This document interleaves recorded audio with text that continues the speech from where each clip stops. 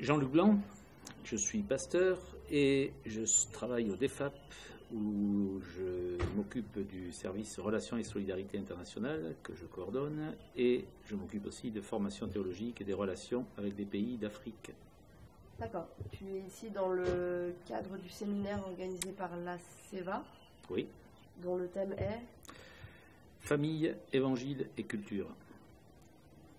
Quel est ton constat maintenant que s'achève le séminaire sur ce qui s'est passé, sur ce qui s'est déroulé, globalement, qu'est-ce que...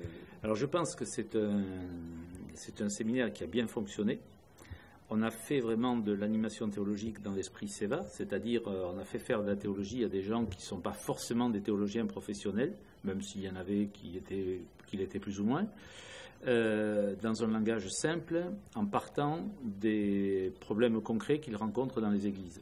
C'est le principe de l'animation théologique, c'est de se mettre ensemble autour du texte biblique avec nos questionnements contextuels et essayer de trouver ensemble des solutions, essayer d'élaborer ensemble une théologie communautaire. Donc ça, je crois que ça a assez bien fonctionné.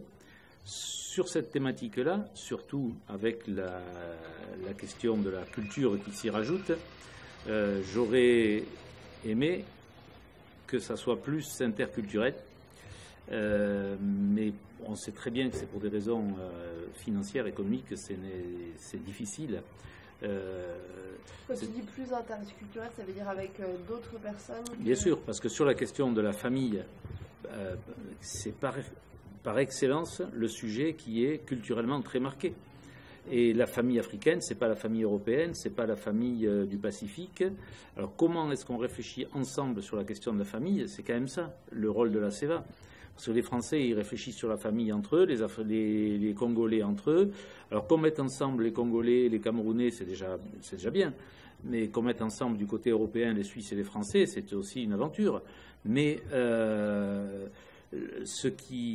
défi, me semble-t-il, c'est de mettre ensemble les Africains, les Européens et tous les autres membres de la CEVA.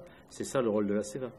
Mais je sais très bien que si ça n'a pas été fait, c'est pas par manque de volonté, c'est uniquement pour des raisons économiques et financières. Et ça, on ne peut pas le faire pour tous les thèmes abordés. Voilà. Est-ce que tu as une anecdote ou quelque chose qui t'a particulièrement marqué? Une anecdote qui m'est particulièrement marquée Ou un des résultats des différents groupes de travail, est-ce qu'il y a quelque chose qui t'a surpris, bon ou mauvais côté du terme? Je suis surpris quand même du conformisme. On est quand même on est resté très conformiste. Et c'est peut-être une nouveauté. Il y a quelques années, on aurait été, je pense, beaucoup plus anticonformiste. On aurait osé imaginer des choses un peu différentes de ce qui se pratique dans les églises. Là, ce qu'on a fait, c'est une synthèse de ce qui se fait jusqu'à maintenant, mais on n'a pas imaginé grand-chose de nouveau. Alors, je sais bien, ce n'est pas une anecdote croustillante, mais c'est quelque chose qui me marque.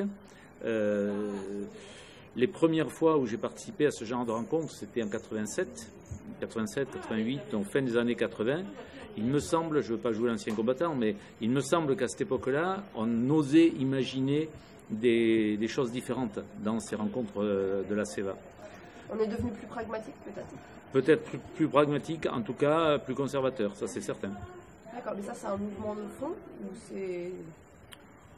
Oh, je ne sais pas si c'est un mouvement de fond. Je constate que dans ce type de session, c'est comme ça que ça fonctionne, voilà. Souvent. Et c'est dû à quoi? Je ne sais pas, je crois que c'est qu'on est les gens des églises ne sont pas dans une phase où ils remettent en cause les structures de pouvoir, les structures d'autorité, les théologies qui leur viennent de leur faculté de théologie, de leurs enseignants. On n'est pas dans une phase de l'histoire où on aime remettre en cause tout ça. Donc on l'accepte et on le formule différemment, mais on ne le remet pas en cause. Je le constate. Je ne dis pas que c'est bien ni que c'est mal, je le constate, c'est tout. Par rapport à... Moi, il y a un groupe de travail dont le travail m'a particulièrement marqué. Enfin, je ne sais pas si marqué le long terme, mais c'est sur le mariage islamo-protestant.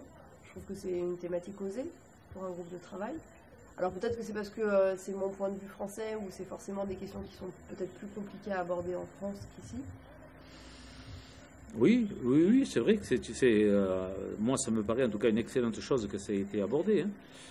Et la manière dont ça a été traité me paraît tout à fait adaptée à la situation en Afrique subsaharienne, où les rapports entre l'islam et le christianisme sont quand même différents de ce qu'on voit chez nous, différents de ce qu'on voit dans le monde arabe, que je connais mieux, et où ce genre de choses est tout à fait possible. Ok. C'est la parole libre, si tu as quelque chose à rajouter. Ben non, j'ai pas grand-chose à rajouter. Moi, non. Encore une fois, je souhaiterais qu'on fasse tous nos efforts dans l'avenir pour organiser ce genre de session de façon plus interculturelle. Mais je crois que ça va se faire dans la mesure, encore une fois, de nos moyens. J'insiste beaucoup là-dessus, mais je crois que c'est essentiel. Don. Okay. Merci, Jean-Philippe.